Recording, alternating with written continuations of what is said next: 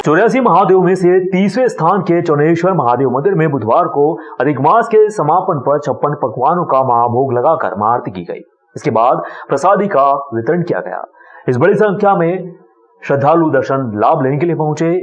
श्री चौनेश्वर महादेव मंदिर के पुजारी पंडित पवन गुरु ने बताया कि सप्त सागरों में से एक पुरुषोत्तम सागर के सामने इंदिरानगर ईदगाह के सामने यह अति प्राचीन मंदिर विद्यमान है, जहां भगवान शिव की काले पाषाण की प्रतिमा विराजमान है। मंदिर में भगवान शिव के साथ ही माता पार्वती, श्री गणेश, कार्तिक स्वामी व नंदी जी की प्रतिमा भी अति मनोहारी है।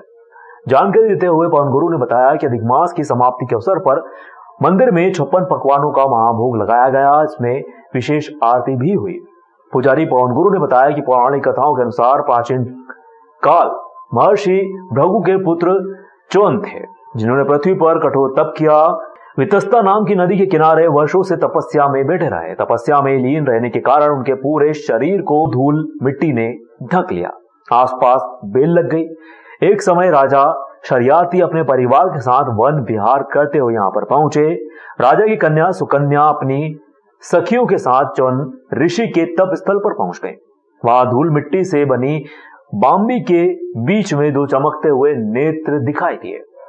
कौतूहलवश सुकन्या ने उन चमकते नेत्रों में कांटे चुभा दिए, जिसे नेत्रों में से रुधिर निकलता हुआ दिखाई दिया। इस कृत्य से ऋषि च्यवन अत्यधिक दुखी हुए, जिसे राजा शर्याती की सेना में बीमारियां फैलाना शुरू कर दिया।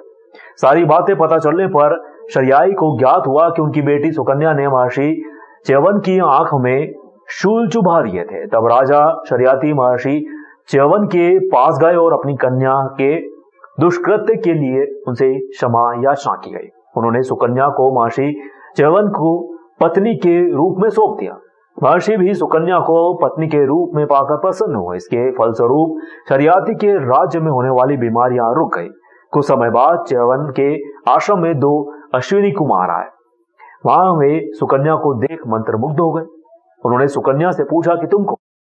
कन्या ने कहा कि वह राजा शर्याती की पुत्री व महर्षि च्यवन की पत्नी है। तब अश्विनी कुमार ने सुकन्या से कहा कि तुम वृद्ध पति की सेवा क्यों कर रही हो? हम दोनों में से एक किसी को अपना पति स्वीकार करो। सुकन्या मना करके वहां से जाने लगी। तभी अश्विनी कुमार ने कहा कि हम देवताओं के वैद्य हैं, हम तुम्हारे पति को यौवन संपन्न कर सकते हैं अगर तुम उन्हें यहाँ ले आओ। सुकन्या ने जाकर यह बात महर्षि च्यवन को बताई।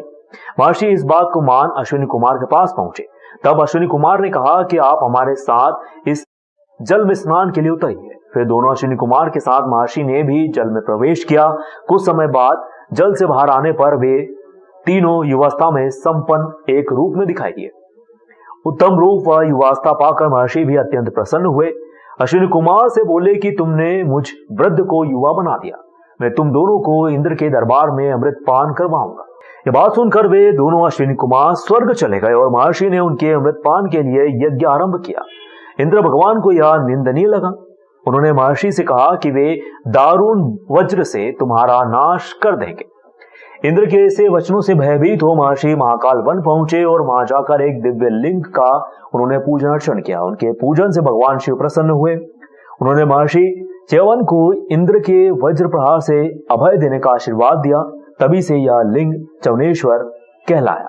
84 महादेव में चौनेश्वर महादेव का मंदिर है, जिस बेटा 84 महादेव है।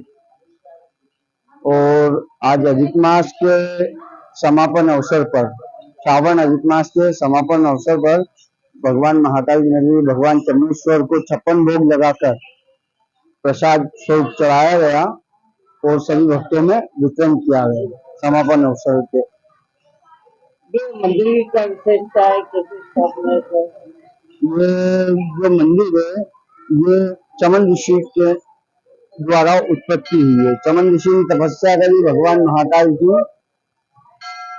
और भगवान महाकाल का आशीर्वाद प्राप्त करके चमन ऋषि की यहाँ स्थापित किए।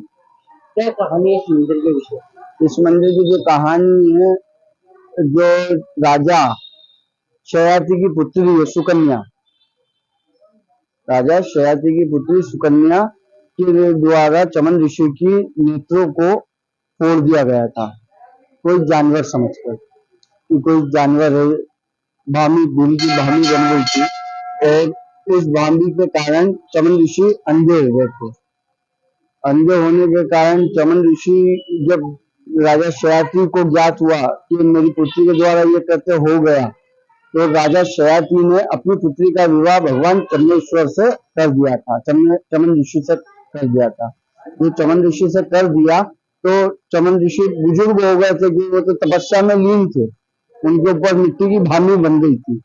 तो भामी के कारण सर्प, वो सर्प और ये जीव जंतु समझकर उनकी पुत्री द्वारा फोड़ दिया गया था। तो जब उनको ज्ञात होने पर भगवान चमनेश्वर के स्वरूप में उन्होंने तपस्या करी। राजा शयाति की पुत्री सुकन्या और चमन ऋषि दोनों ने भगवान शिव की आराधना करी। शिव प्रसन्न हुए और अश्विनी कुमारों द्वारा उनको पुनः अमृत का पान कराया गया।